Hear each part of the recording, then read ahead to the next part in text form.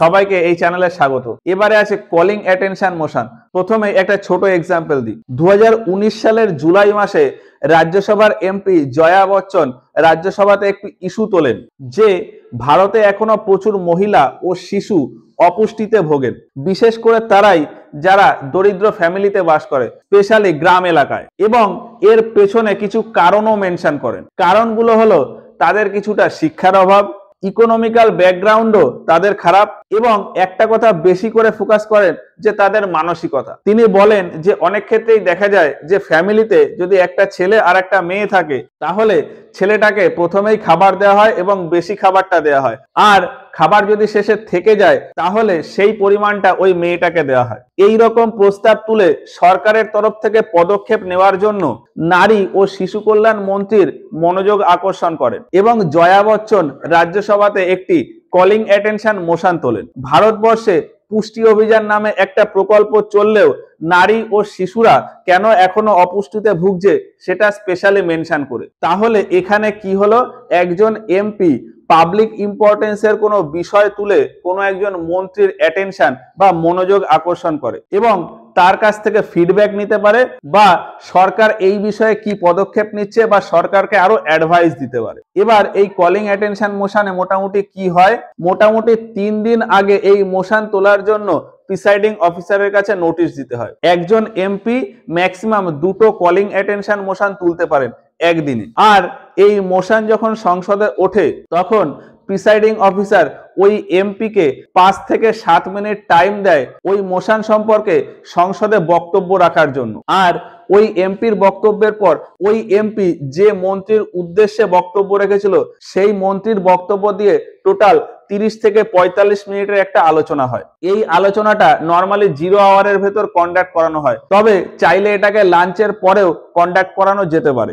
আর এটা রাজ্যসভা বা লোকসভা যে কোনো সদনেই তোলা যায়। এরপরে আছে প্রিভিলেজ মোশন। বর্তমানে লোকসভা আর রাজ্যসভা মিলিয়ে টোটাল 788 জন এমপি রয়েছেন এবং তাদেরকে বিভিন্ন রকম স্পেশাল পাওয়ার দেওয়া হয়, মানে তাদের বিভিন্ন রকম অধিকার ও তাদের বিভিন্ন রকম স্পেশাল ফেসিলিটি থাকে। এগুলোকেই একসাথে বলা হয় তাদের প্রিভিলেজ, অর্থাৎ পার্লামেন্টারি প্রিভিলেজ। তাদের প্রত্যেকের কথা দেশের জনগণের উপর ব্যাপকভাবে প্রভাব ফেলে। এখন কোনো এমপি বা কোনো মন্ত্রী হয়তো সংসদে বা মিডিয়ার সামনে এমন ভাবে কোনো কথা বললেন যে কমিউনিটিতে তার নেগেটিভ ইম্প্যাক্ট পড়লো, বা তিনি সেখানে কোনো ভুল তথ্য দিলেন, সেক্ষেত্রে তার সেই ভুল বক্তব্য বা নেগেটিভ ইমপ্রেশন তৈরি করা বক্তব্যের ওপর অন্যান্য এমপি দ্বারা একটা মোশন তোলা যায়, সেটাকেই বলা হয় প্রিভিলেজ মোশন। এখানে মূল বক্তব্য থাকে যে একজন এমপি বা একজন মন্ত্রী তার ক্ষমতার অপব্যবহার করেছে, সেইটাকে ফোকাস করেই একটা প্রস্তাব তোলা হয় সংসদে।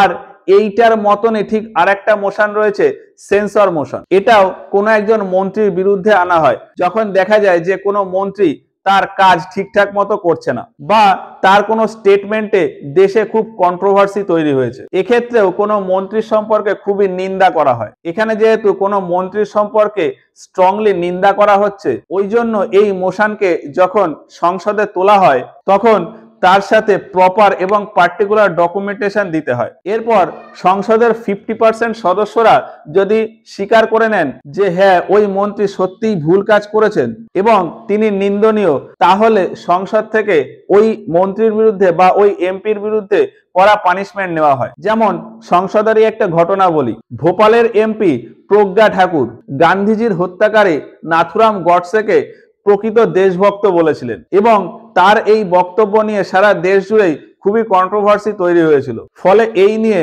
তার বিরুদ্ধে সংসদে একটি সেন্সিওর মোশন উঠেছিল এবং পানিশমেন্ট হিসাবে লোকসভাতে ওই সেশনের জন্য প্রজ্ঞা ঠাকুরকে সাসপেন্ড করে দেওয়া হয়। এরপরে আরো একটা মোশন আছে, সেটা হলো মোশন অফ থ্যাঙ্কস। আমরা জানি যে রাষ্ট্রপতির 2টো বিশেষ অধিবেশন থাকে। একটা হলো লোকসভা শুরু হলে প্রথম যে বৈঠক হয় সেটা, এবং প্রত্যেক বছরের বাজেট সেশন শুরুর ফার্স্ট যে মিটিং সেটা।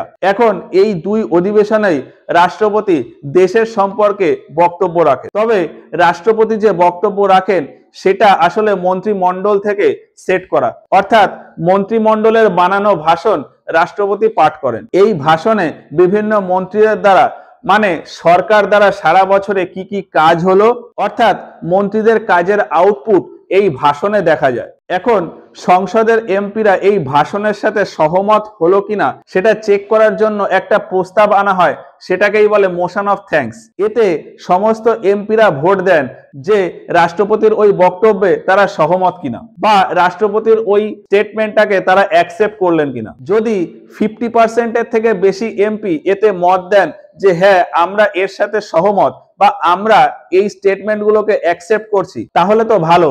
কিন্তু যদি দেখা যায় যে 50% এমপিও রাষ্ট্রপতির এই বক্তব্য মানে motion of thanks K accept করছে না বা তাতে সহমত জানাচ্ছে না, তখন বুঝতে হবে যে সরকার ঠিকঠাক মতো কাজ করছে না এবং সরকারের কাছে 50% এমপির সাপোর্টও নেই। এখন যখনই বোঝা যায় যে সরকারের কাছে 50% এমপির সাপোর্ট নেই, সেই সুযোগেই অপোজিশন পার্টির এমপিরা নিয়ে আসে নো কনফিডেন্স মোশন বা অবিশ্বাস প্রস্তাব। তো এই নো কনফিডেন্স মোশনটা কি সেটা এর পরের ক্লাসে আলোচনা করব।